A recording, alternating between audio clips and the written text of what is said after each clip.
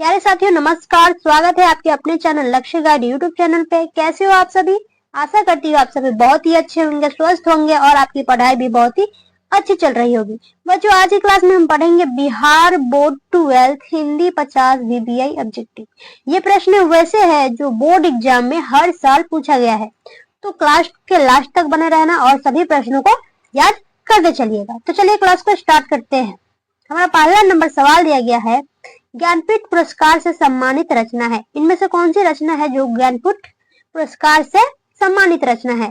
उर्वशी होगा या रेणुका होगा या कुरुक्षेत्र होगा या इनमें से कोई नहीं। तो बच्चों, जो ज्ञानपीठ पुरस्कार से सम्मानित रचना है वो है Urvashi. Option A right answer हो जाएगा। चलिए आगे बढ़ते हैं। अगला नंबर सवाल है, खरा का विलोम होगा। खरा का विलोम क्या हो जाएगा? तो खरा का हो जाएगा खोटा। ऑप्शन ए राइट आंसर हो जाएगा। चलिए अगला नंबर सवाल देखते हैं। 3 नंबर सवाल है, विद्यालय का संधि विच्छेद क्या होगा? विद्यालय का संधि विच्छेद होगा विद्या जो आल है। ऑप्शन बी राइट आंसर हो जाएगा। चलिए आगे बढ़ते हैं। 4 नंबर सवाल है, समाज का विशेषण क्या होगा? समाज का हो जाएगा सामाजिक। Option A. चलिए आगे बढ़ते हैं। अगला नंबर सवाल दिया गया है, घुटने टेकना मुहावरे का अर्थ क्या है? घुटने टेकना मुहावरे का अर्थ क्या हो जाता है? तो वो होता है हार मानना। ऑप्शन ए राइट आंसर हो जाएगा। चलिए आगे बढ़ते हैं। 6 नंबर सवाल दिया गया है, संपूर्ण क्रांति के रचनाकार कौन है? जय कृष्ण मूर्ति है या भगत सिंह है या जयप्रकाश नारायण है या इनमें से कोई नहीं। तो बच्चों, जो संपूर्ण क्रांति जो रचना है उनके रचनाकार है जयप्रकाश नारायण। 6 का राइट आंसर हो जाएगा ऑप्शन सी। चलिए आगे बढ़ते हैं। अगला नंबर सवाल दिया गया है, उदंड का विलोम है। उदंड का हो जाएगा विनम्र। ऑप्शन ए राइट आंसर हो जाएगा। चलिए अगला नंबर सवाल दिया गया है, उसने कहा था किस प्रकार की कहानी है? चरित्र प्रधान है या कर्म प्रधान है या धर्म प्रधान है या वात्सल्य प्रधान है?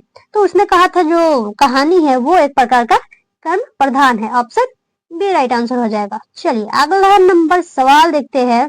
9 नंबर सवाल दिया गया है, बातचीत शीर्षक निबंध के निबंधकार कौन है? नामवर सिंह होगा या बालकृष्ण भट्ट होगा या जय कृष्ण मूर्ति होगा या उदय प्रकाश होगा? तो बातचीत के जो लेखक है वो है बालकृष्ण भट्ट।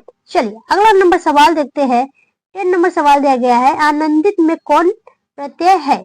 तो आनंदित लास्ट में क्या रहा है? इत। ऑप्शन बी राइट आंसर हो जाएगा। चलिए अगला नंबर सवाल देखते हैं। 11 नंबर सवाल दिया गया है, तुलसीदास के दीक्षा गुरु कौन है?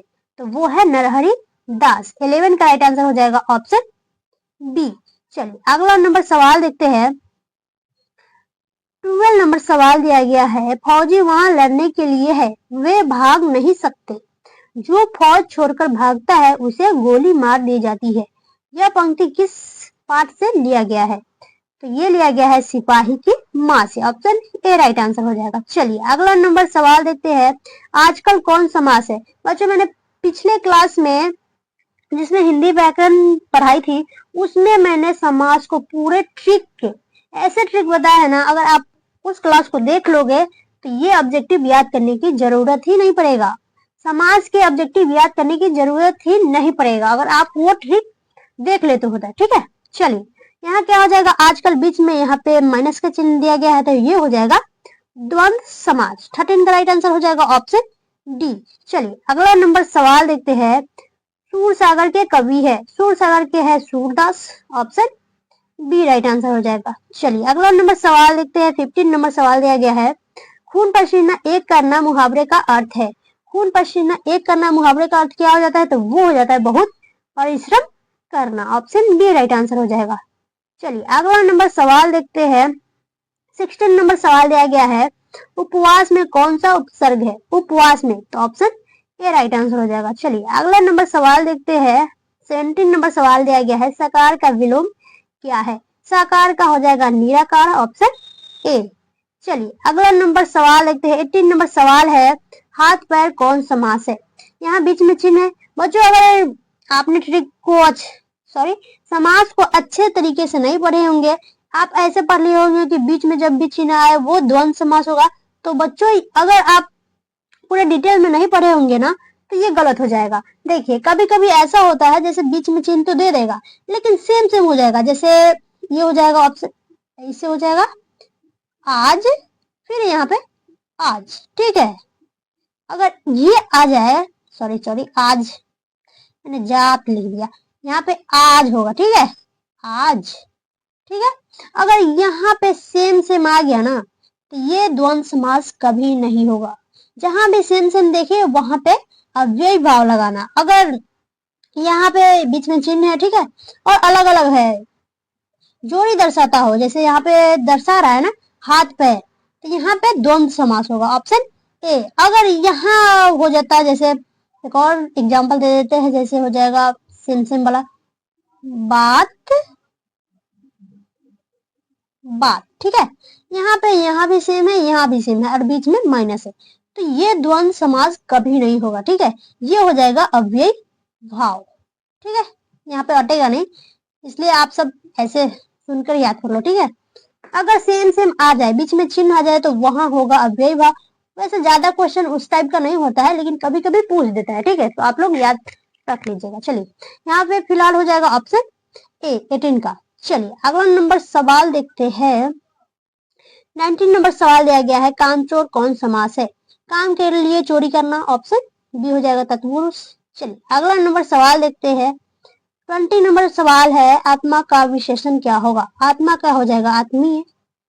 चलिए अगला नंबर सवाल देखते हैं। 21 नंबर सवाल है, नयन का संधि विच्छेद है। नयन का संधि विच्छेद क्या हो जाएगा? तो निज और अन, ऑप्शन ए राइट आंसर हो जाएगा। चलिए आगे बढ़ते हैं। 22 नंबर सवाल है, जिसने गुरु से दीक्षा ली हो, एक शब्द में कहा जाता है, तो वो कहा जाता है दीक्षित, ऑप्शन बी हो जाएगा 22 का। चलिए अगला नंबर सवाल देखते हैं। 23 नंबर सवाल दिया गया है, हारजीत कविता किस कविता संग्रह से ली गई है? तो ये लिया गया है बच्चों कहीं नहीं वहीं से। 23 का राइट आंसर ऑप्शन ए हो जाएगा। चलिए अगला नंबर सवाल देखते हैं। निंदा का विलोम है, निंदा का स्तुति हो जाएगा, ऑप्शन ए। चलिए आगे बढ़ते हैं। 25 नंबर सवाल दिया गया है, लंबोदर कौन समास है? लंबोदर में हो जाएगा बहुव्रीहि, ऑप्शन सी हो जाएगा 25 का। चलिए आगे बढ़ते हैं।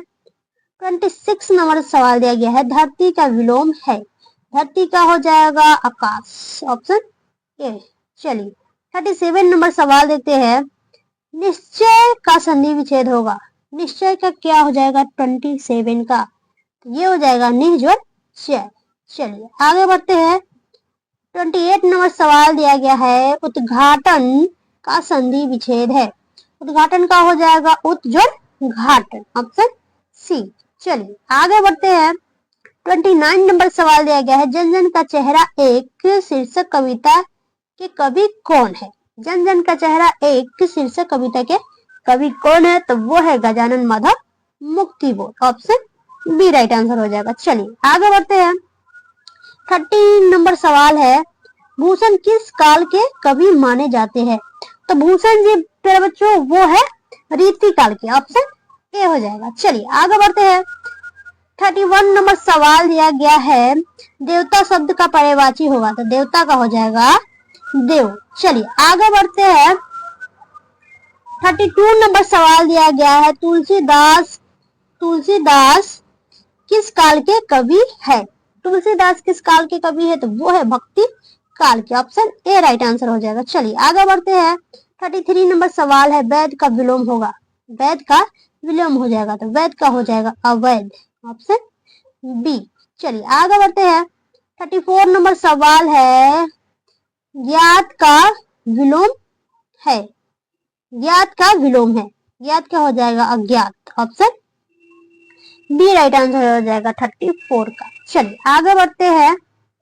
35 नंबर सवाल है, जगन्नाथ का संधि विच्छेद है, जगन्नाथ का संधि विच्छेद क्या हो जाएगा? तो वो होगा जगत प्लस नाथ। चलिए आगे बढ़ते हैं। 36 नंबर सवाल है, अक्ल का अंधा मुहावरे का अर्थ है, तो ये होता है मूर्ख होना, ऑप्शन बी राइट आंसर हो जाएगा। चलिए आगे बढ़ते हैं। 37 नंबर सवाल है, करबक पाठ के रचयिता है, करबक पाठ के रचयिता कौन है? तो वो है मलिक मोहम्मद जैसी जी। चलिए आगे बढ़ते हैं। 38 नंबर सवाल दिया गया है, गांव का घर शीर्षक कविता किस कविता संग्रह की है? गांव की घर घर शीर्षक कविता किस कविता संग्रह की है? 38 का राइट आंसर हो जाएगा संस आत्मा से, ऑप्शन सी। चलिए आगे बढ़ते हैं। 39 नंबर सवाल दिया गया है, रोज कहानी के कहानीकार है। रोज कहानी के कहानीकार कौन है? तो वो है हमारे अज्ञेय जी, ऑप्शन ए हो जाएगा। इनका पूरा नाम है सच्चिदानंद हीरानंद वात्सन अज्ञेय। चलिए आगे बढ़ते हैं। 14 नंबर सवाल है, पृथ्वी का पर्यायवाची शब्द है। पृथ्वी का पर्यायवाची शब्द क्या हो जाएगा? तो वो हो जाएगा भूमि। चलिए आगे बढ़ते हैं। 41 नंबर सवाल दिया गया है, भारत का विशेषण है। भारत का हो जाएगा भारतीय, ऑप्शन ए राइट आंसर हो जाएगा। चलिए आगे बढ़ते हैं। 42 नंबर सवाल दिया गया है, उसने कहा था कहानी क्या नायक है? तो वो है लहना सिंह।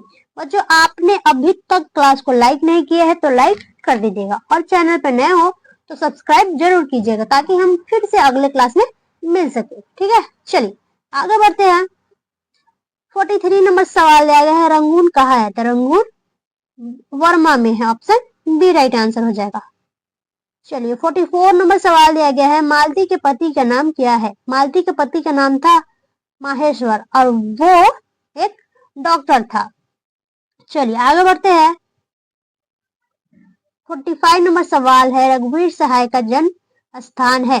रघुवीर सहाय का जन्म स्थान है वो है Lucknow, option C right answer हो जाएगा। चलिए अगला नंबर सवाल देखते हैं, दिनकर को किस रचना के लिए साहित्य अकादमी पुरस्कार प्राप्त हुआ था? दिनकर को किस रचना के लिए साहित्य अकादमी पुरस्कार प्राप्त हुआ था? तो वो हुआ था संस्कृति के 4 अध्याय, ऑप्शन सी राइट आंसर हो जाएगा। चलिए आगे बढ़ते हैं।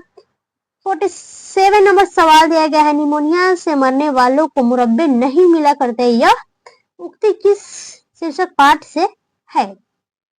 तो वो है उसने कहा था से, ऑप्शन ए राइट आंसर हो जाएगा। चलिए अगला नंबर सवाल देखते हैं,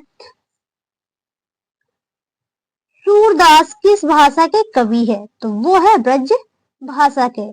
48 का राइट आंसर हो जाएगा, ऑप्शन सी। चलिए अगला नंबर सवाल देखते हैं, जैसी किस शाखा के कवि है? जैसी किस शाखा के कवि है? तो वो है प्रेम मार्गी, ऑप्शन ए राइट आंसर हो जाएगा। बच्चों आज का लास्ट सवाल है, नामवर सिंह द्वारा रचित प्रगीत और समाज क्या है? नामवर सिंह द्वारा लिखित प्रगीत और समाज क्या है? बताओ, आप बताओगे या मैं ही बता दूं? बता क्या हो जाएगा? तो वो एक प्रकार का निबंध है, ऑप्शन